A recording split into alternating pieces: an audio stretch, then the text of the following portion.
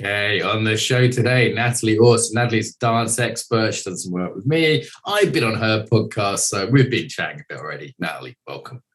Hi, thank you so much for having me. How did you get into embodiment? Oh, I got into embodiment because at some point in my dance life, I realized that I had an incredible ability to manipulate my body and very little connection to my body. And it started to manifest in different physical symptoms. I developed endometriosis and also emotional symptoms, realizing that I was always carrying tension like towards myself, towards other people, and also tension in my body. So it came out of pain, out of necessity. Pain and suffering. That's what gets into this stuff, isn't it? Yeah. Okay.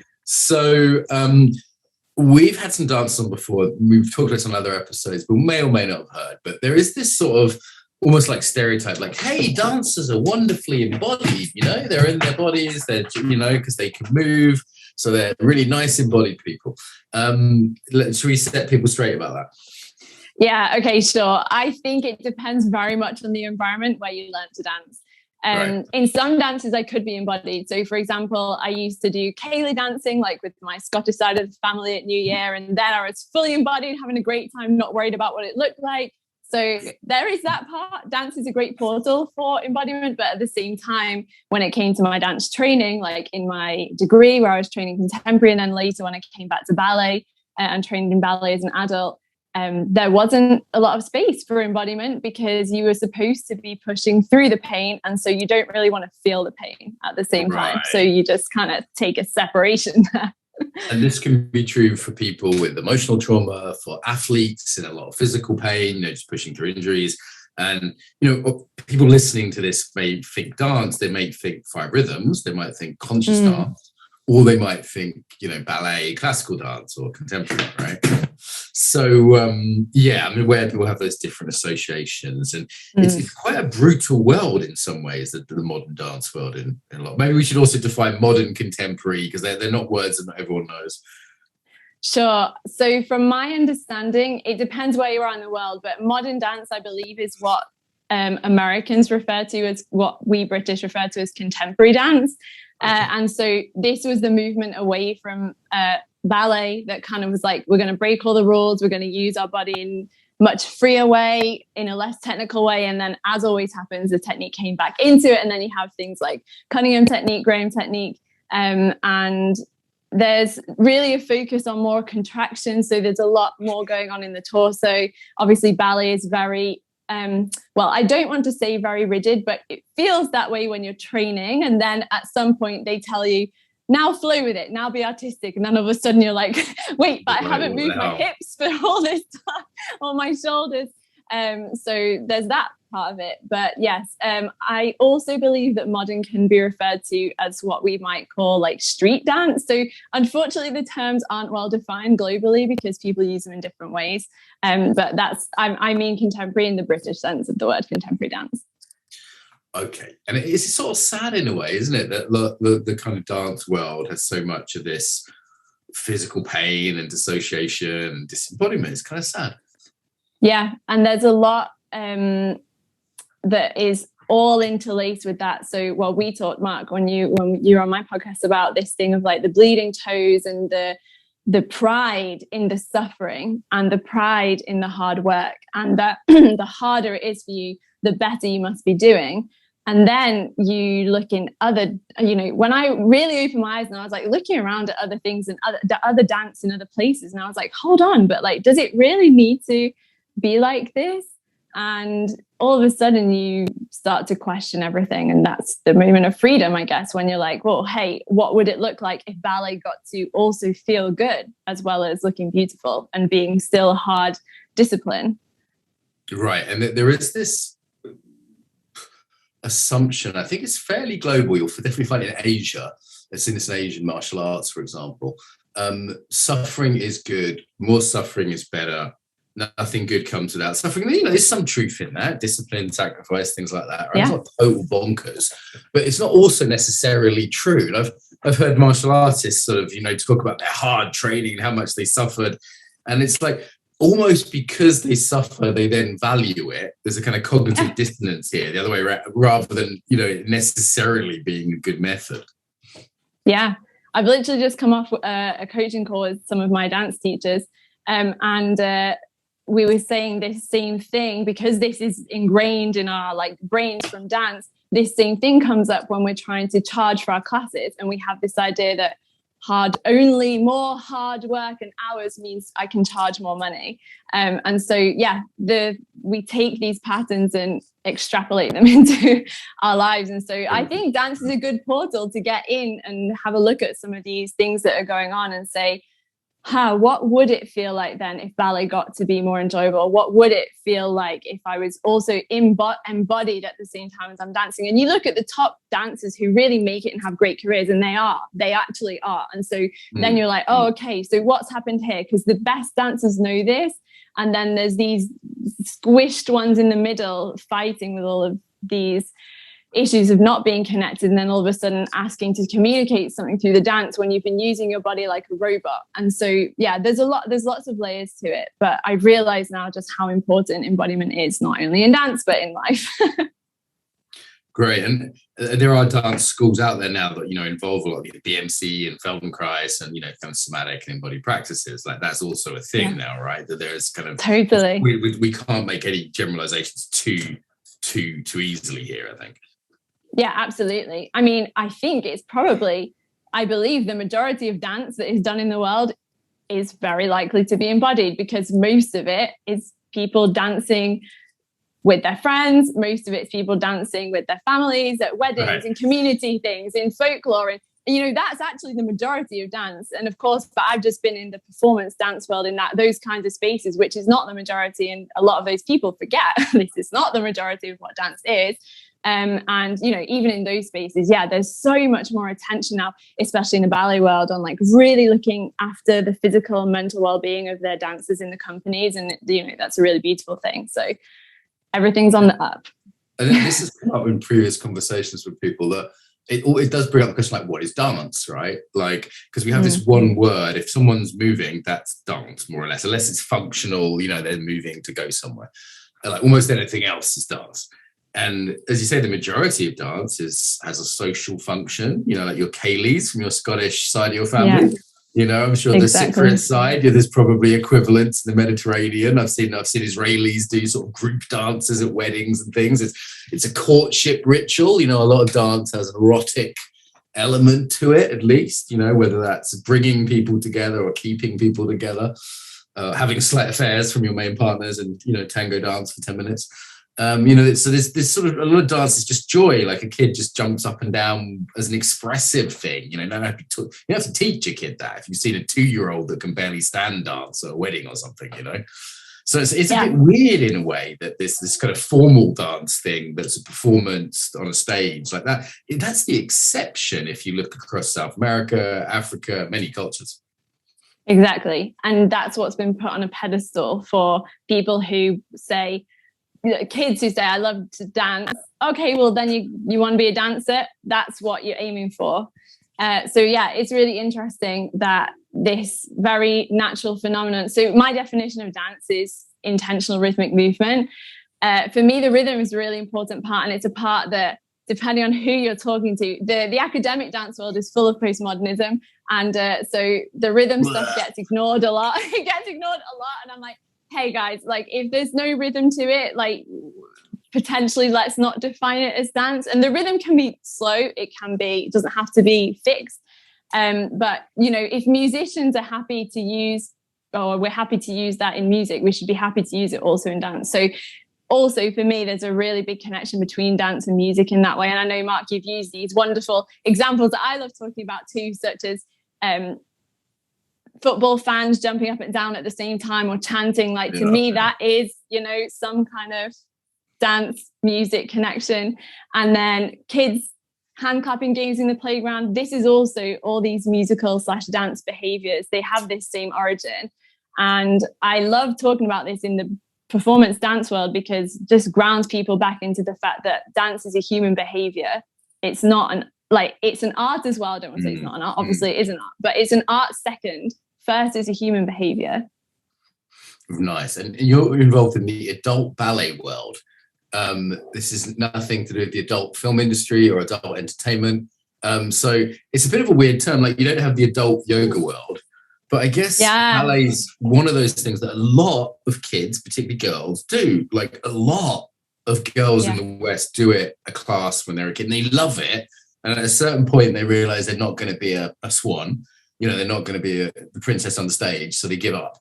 But that's the normal route, isn't it? And then later in life, they rediscover it. Like, because this is kind of a new thing, the adult ballet movement, I've heard it even called. Yeah, so there was nowhere for them to go for a while, Mark. It was kind of like, you train to be a pro. If you don't make it to pro, then you go off and do something else and just forget about it. Now, that's a complete over-exaggeration. Like, there have been places in specific cities, in specific places where people can have carried on training. But in the last, I'd say 10 years, it's really taken off, and especially online, because that's where the online adult ballet community was kind of born, the online one, which I was a big part of. And it was, all of a sudden giving adults permission to go back to dance, and especially a dance that's that kind of demanding, and that really you are always aiming for perfection, and yet you know you're not going to get there. So what does that look like as an adult? How do you give yourself permission to go into the journey and be trying to enjoy every class when there's not that end goal of getting into a company and being on stage at the end? Right. So it's a little bit, it's kind of like how we look at sports, that it's all just one big funnel that has a few professionals at the end and everyone else drops out. But, you know, for example, sports, there's lots of guys who play football on a Saturday or a Sunday with their beer bellies, and they run around, they have a good time with all their mates, and they know they're never going to be playing for Manchester United.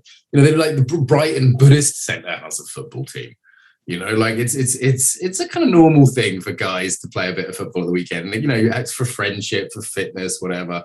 But this is pretty new around dance. And did it sort of flourish in COVID a little bit? Because it's only the last couple of years I've really started seeing offered adult ballet at different places. Like, I guess it probably sort of brings back a little bit of the sort of joy of childhood, maybe, for people.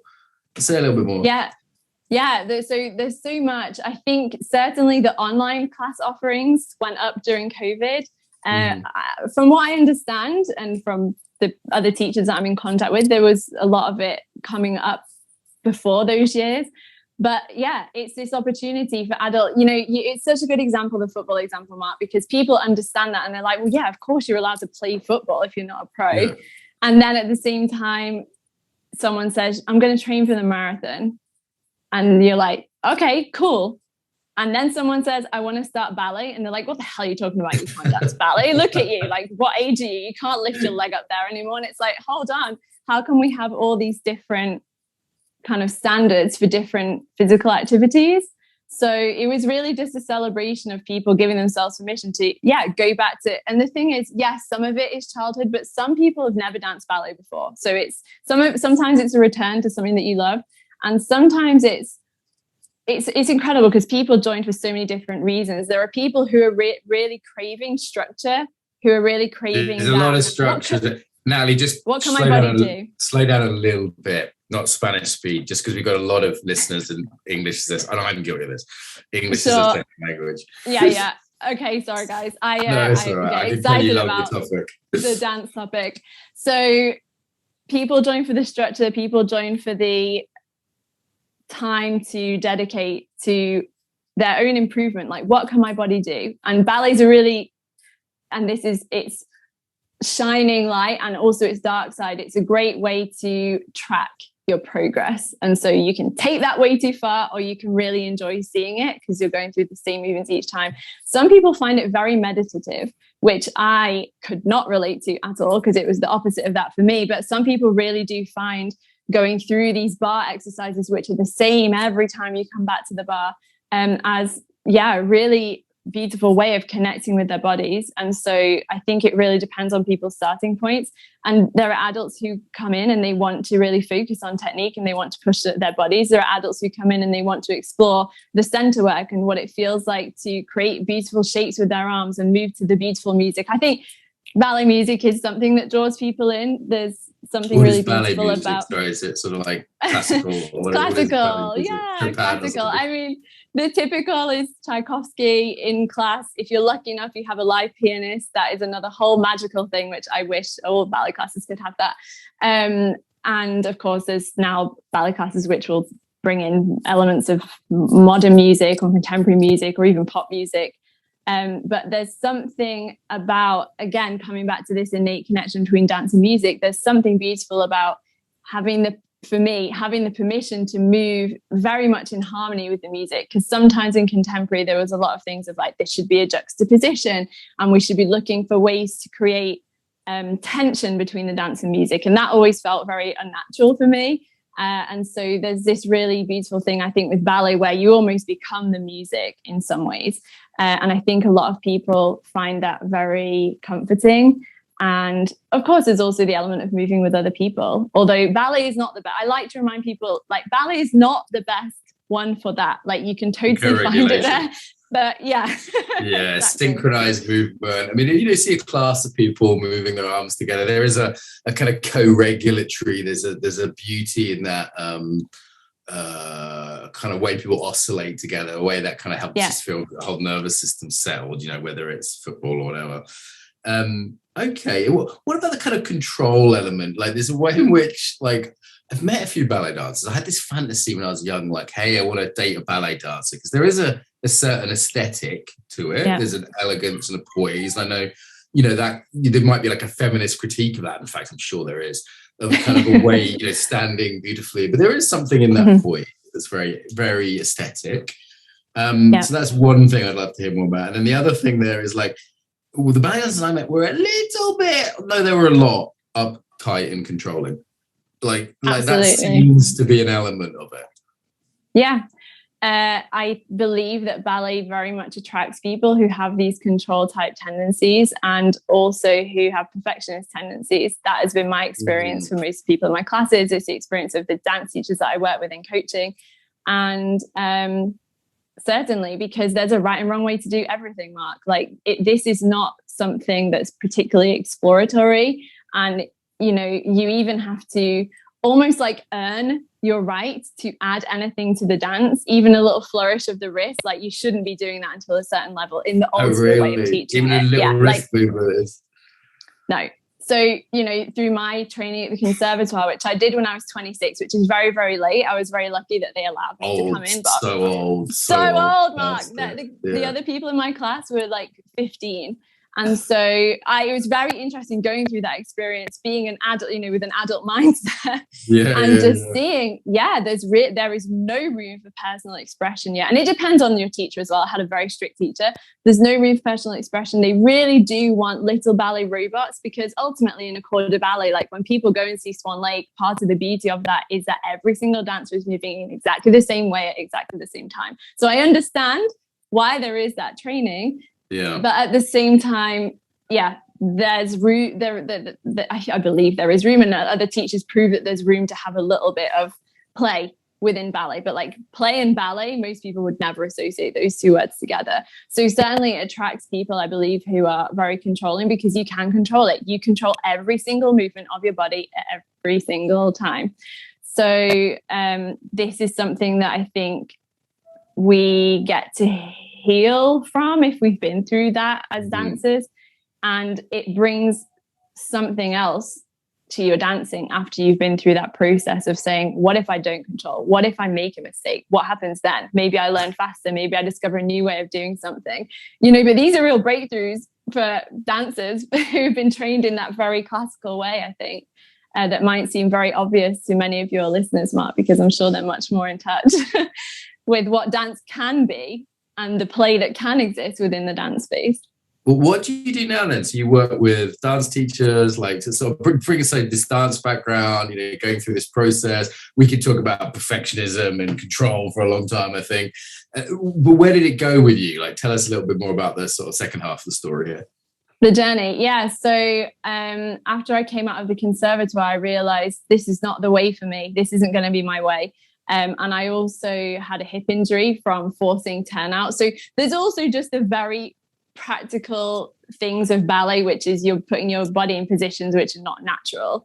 And to do that as an adult is also tricky. So I had this insight of how to teach adults from doing the training myself as an adult. So, well, long story short, I created lots of opportunities for adult dancers. I had holidays and retreats for dancers to come and dance with me. We would do actual variations, which is like the solos, because that's another thing. When do you get to dance the real dances and not the military exercises in class? As an adult, you're never going to get to the professional level. So, and that's not to say never, sorry. Some people can if you start but it's like pretty at 80. Very unusual. Yeah, exactly. And then having gone through all that exploration, having worked with many adult ballet dancers, I then also was training as a coach. And I realized, like I mentioned, that this perfectionism was affecting so many people, both dancers and dance teachers alike. And so that's where, once I'd done enough of the work on myself and I'd implemented it in my own studio, I then started to help other dance teachers and dancers to come through these things. Because, yeah, there's perfectionism thing. There's real issues with receiving, I'd say in general. Receiving, we don't like to receive like criticism because that feels like an attack on us personally because we tried to do everything perfectly. We don't like to receive help because we are very independent and we want to show that we can do everything on our own and everything is our own hard work and that's why we deserve it.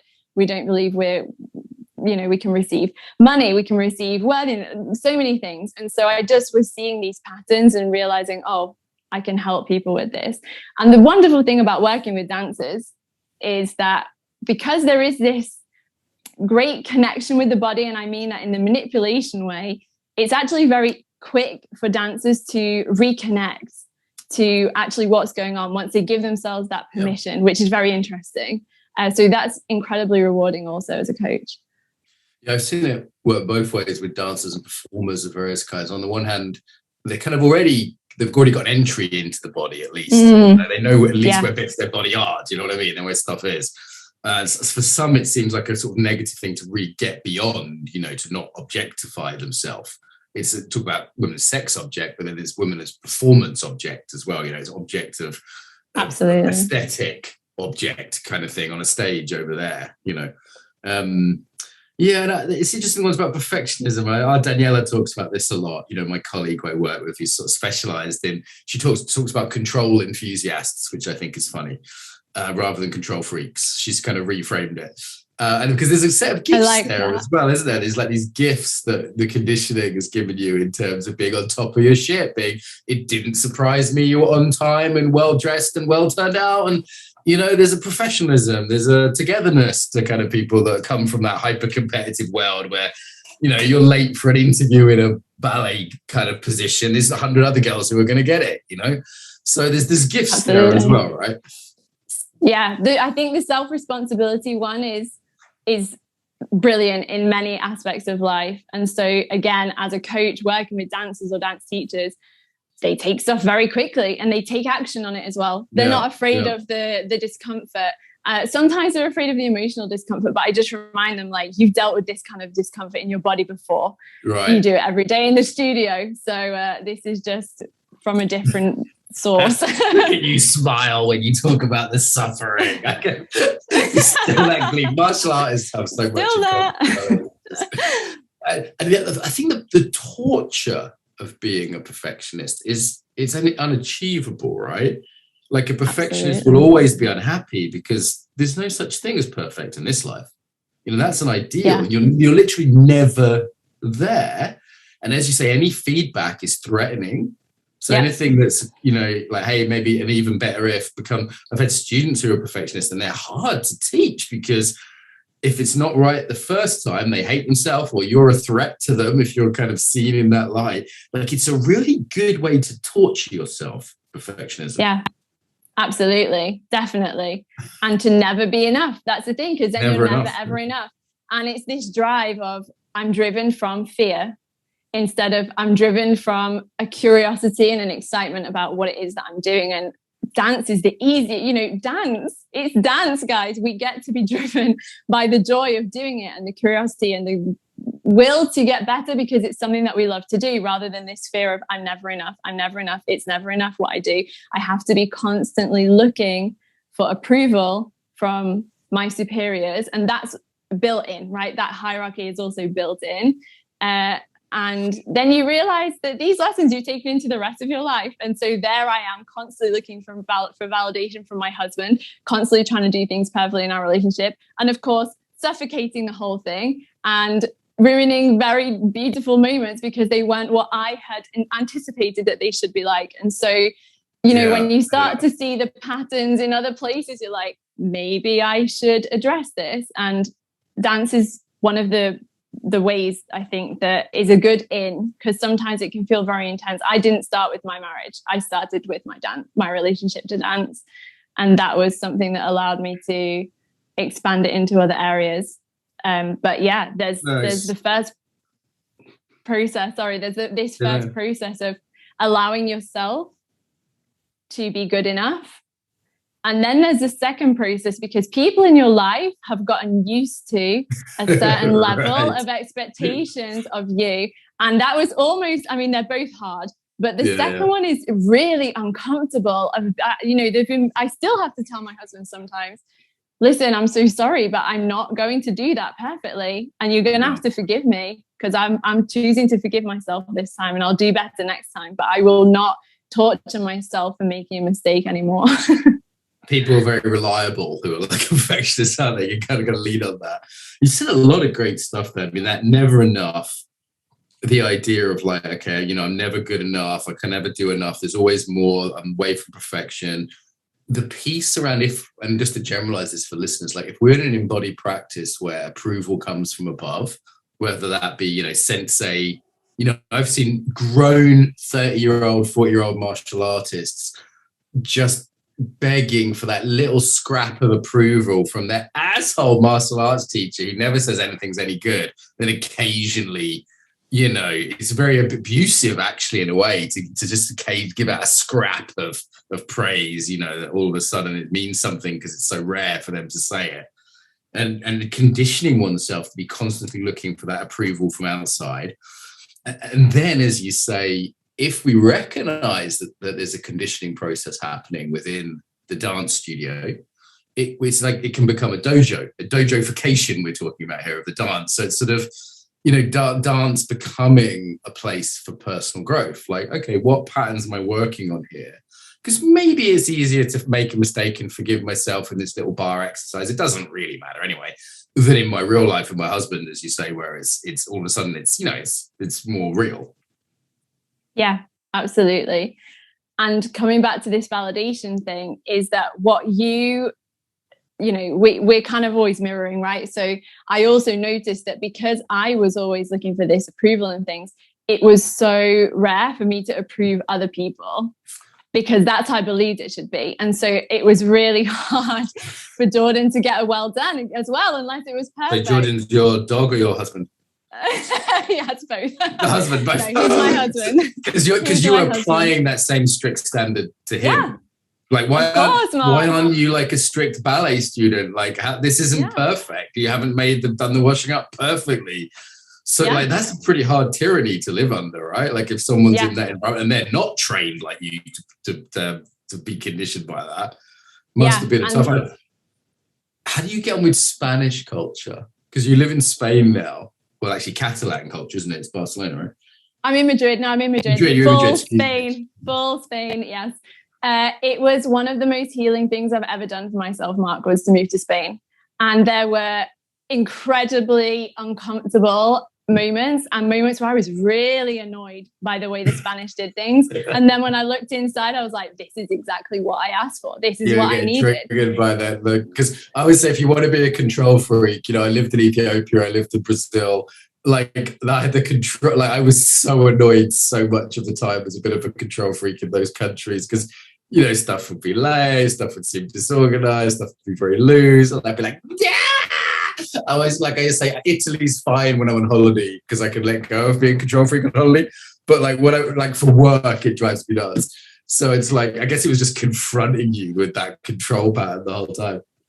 Absolutely. One of the biggest things for me was around competition, actually. Spaniards are not very competitive, and I was like, what's driving you guys then? I mean, listen, there are competitive Spaniards. Yeah. Like, you know, Nadal. Okay. Of course there are. And of course it exists. But it's a more cooperative culture generally.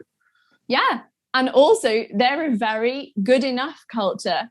They're like, this is good enough. This is good enough. Let's enjoy it.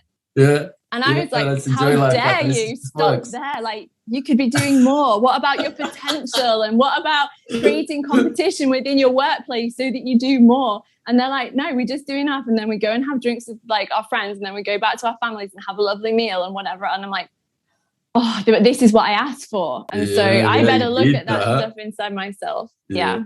I've been learning that as well. I'm talking about self too much, but I've been learning that recently as well. Like having achieved some big things in the world, I just go, I don't feel the need to do it. And I'm just like, maybe it's enough. Maybe that's fine. Maybe we don't need to do Embodiment Conference 3 with 5 million people. You know, maybe it's all good, baby. You know, it's like, it's nice to let go of that drive sometimes.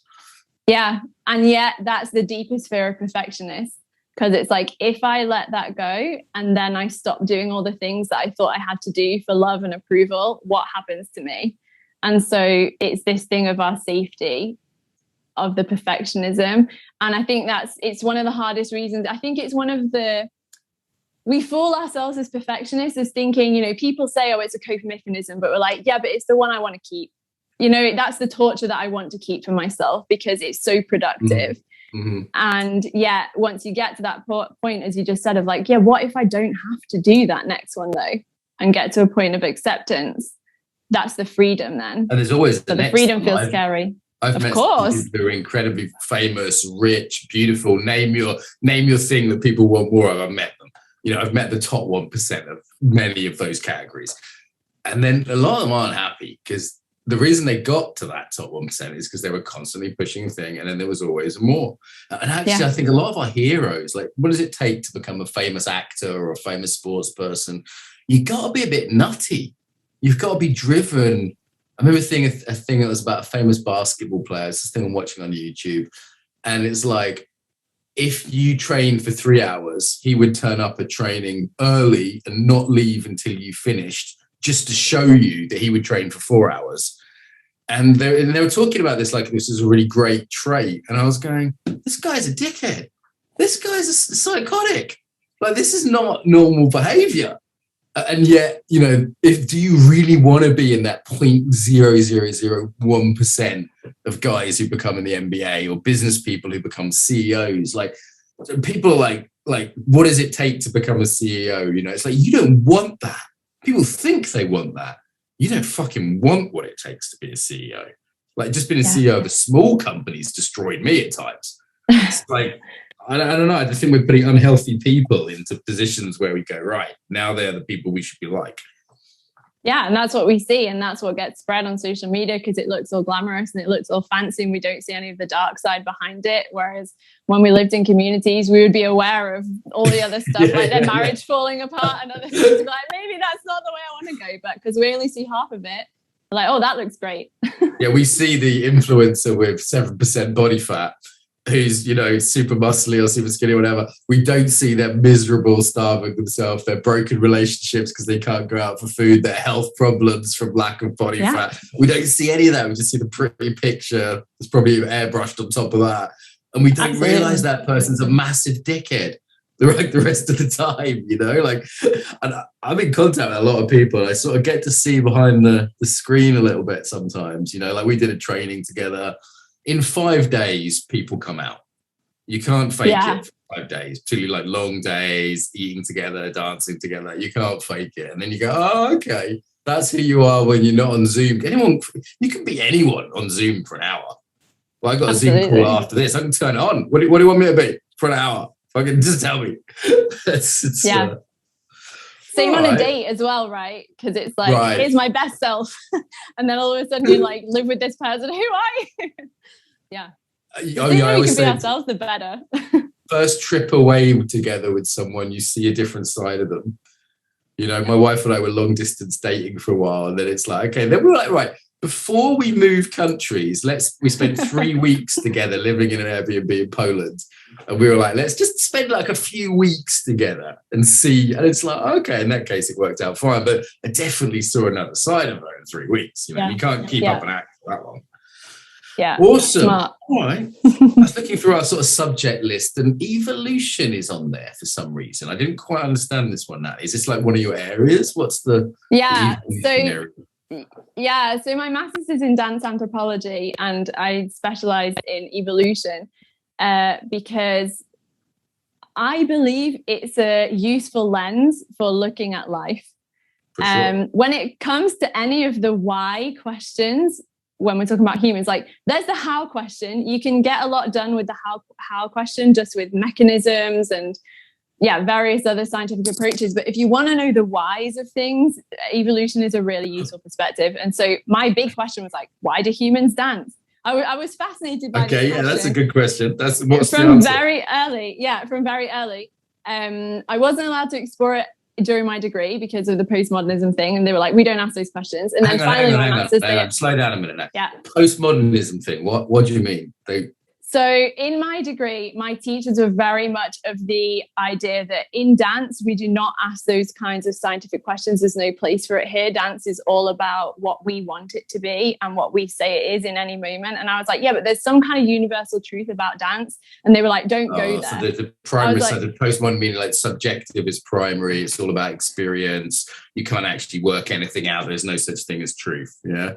There you go. That's it. Oh, God, is that taking over dance as well? It's bad enough it's in social sciences. I didn't realize that was in the dance world. Maybe it's changing. I mean, I did my degree, I don't know, like 15 years ago, I guess I started. So it might have changed. At least when I was, it was like that. And then finally, when I did my master's, I had this permission to like, you're allowed to ask that question. I was like, yes, finally. So when I came to literature, I had to use a lot of music stuff because dance scholars hadn't asked this question. So what I discovered was that dance and music are fundamentally connected. And what I argued in my dissertation was that they come from the same source, which is rhythmic movement. If we think that music, in order to produce any music, whether you're drumming, even singing, like rhythmic movement of the larynx, right? And so I came to realize the question was, okay, so how is this useful for humans? If it wasn't useful, it wouldn't have been there. And on top of that, music and dance both take up a lot of energy. Our ancestors in abundant food. Calorie burning. And calories are life, right? In this sort of starvation environment. Yeah. So what's the use of it then? You already touched on so many of them, Mark, at the beginning. So there's affective, that dance and music are affective. And this, I realized, it links to co-regulation, which you talked about after, and I was like, this is a new way of framing it. So affective, meaning that it affects our physiological and emotional states. So it's self-regulatory practice, right? We feel good, and that's a positive thing. I'm going to be more able to be my evolutionary best self if I'm doing some and we've all experienced that. I go dancing once a week at 5 rhythms afterwards. I'm having good ideas. I feel good. And then the co-regulatory piece there, that it connects the tribe, I guess, and I've seen that in Africa and other places. Like there's got to be a co-regulatory piece there as well. Yeah, absolutely. And so by doing the same movements at the same time to the same music, you're going to be sharing a similar state, emotional state and physiological state. So it was really interesting to take your framework and see how that fitted onto that. It's dance and music were massively used for motivation. So things like before a hunt or before some kind of anything we need energy for to sort of pump us. I mean, you do that at the gym, don't you? Put the music on, like I'm nodding my head. It's a little dance. I'm like, right, fucking, I'm going to lift this weight, you know, getting the energy up, you know, and like before a war kind of thing. Like you definitely see tribes do that, you know, kind of get it going. Exactly. And it's really interesting that you say, you know, putting music on in the gym. Again, people will in training is when you synchronize your movement to the beat of the music, or you synchronize your movement to someone else's movement. But there's always this underlying pulse. That's what differentiates it from just like going around moving in daily life. You don't have a pulse there.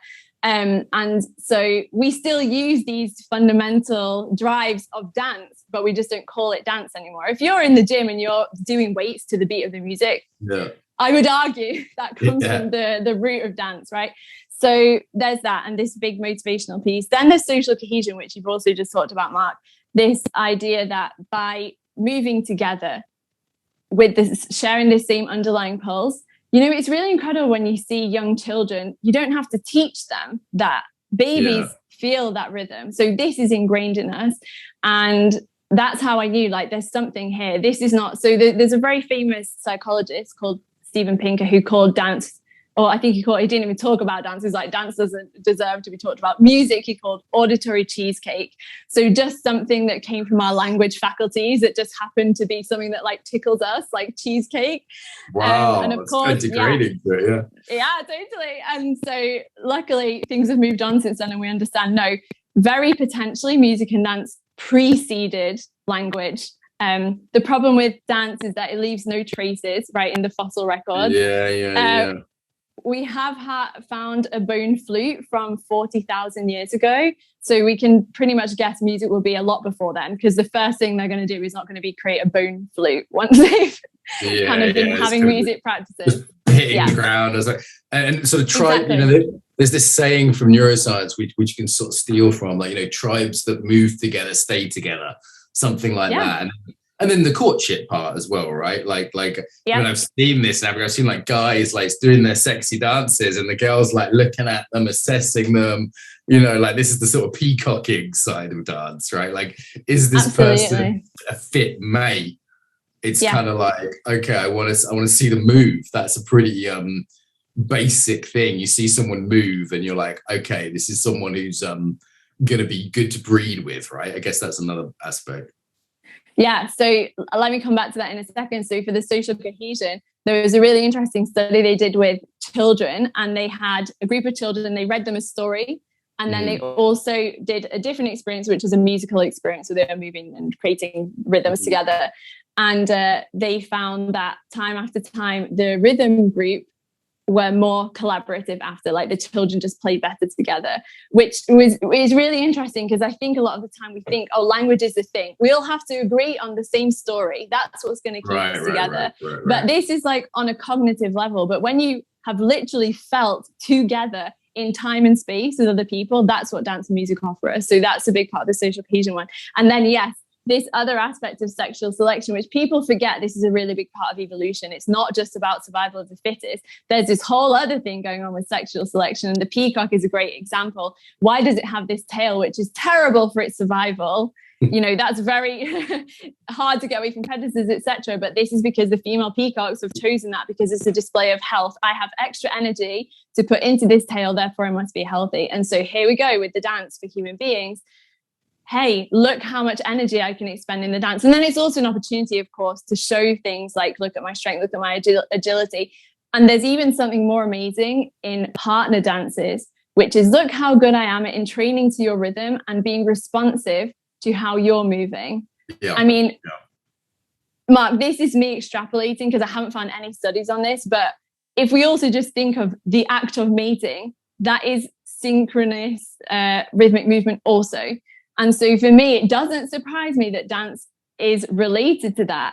And yet, you know, when I talk about this in some dance spaces, Mark, people hate it. People hate the idea. It's try before you buy. It's obviously try before you buy. It's like, you can't move across the dance floor together. Like, you know, I mean, good sex, there's a certain amount, you know, pelvis is moving in union. Like there's the sort of reading of each other's signals, you know, even ahead of the physical side of things. Well, of course that's there. I mean, this is common sense. I think it was common sense to our grandparents even, actually. And Absolutely. dancing very normal for anyone that's over 60. So. Yeah, totally. But then it's not this art on a stage, Mark. That's the problem. Like, it doesn't fit with that model. But it's like, we can have these two things existing at the same time. You want to use it as ethereal art? Great, take it and do that. But at the same time, for me, it's like, well, let's not deny reality of where dance came from, what it was used for. And totally this opportunity as well of, yeah, try before you buy. That's such a funny way of putting it, but that's exactly right. Of how do we move together? How do we respond to each other's needs on the dance floor? It's a job interview, isn't it? Yeah. It's a taster. How do we smell? Yeah. You got to date someone before you smell them. After 3 minutes of tango with someone, you're like, okay, this person can't listen. They don't smell good. I don't count with them. This is a bad idea. Okay, we need to wrap up fairly soon. Right? You know, maybe a lot of this does stem from just having this one word for all these different things. Like, it's not like no one ever fell in love with a prima ballerina, is it? Do you know what I mean? It's not like the average sort of dance star gets a million offers of marriage a week, you know, roses thrown at them. So it's not that hidden. Yeah. All right. Yeah, exactly. We did it. Natalie, where do people find you? I don't have your website handy. Where do people find you on the interweb?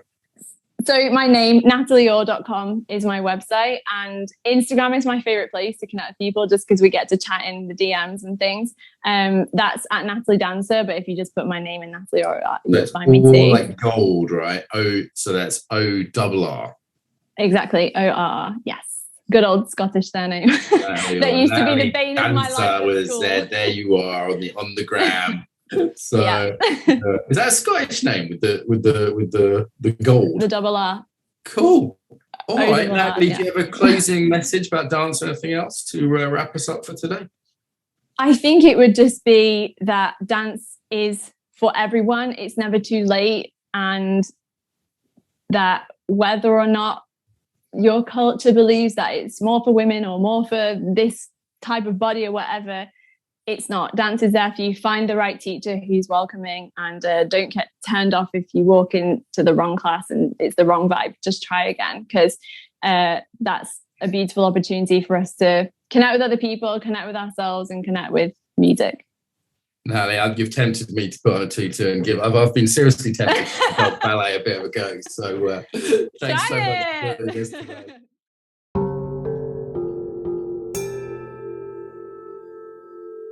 Mark Walsh here. If you like that, you'll probably like embodimentunlimited.com and our app.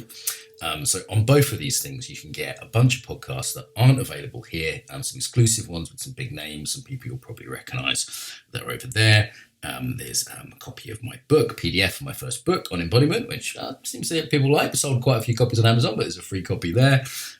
What else is there? Loads of videos of me coaching embodiment, resources on trauma, on meditation, on yoga. And you can also chat to people without going on Facebook or any of that nonsense.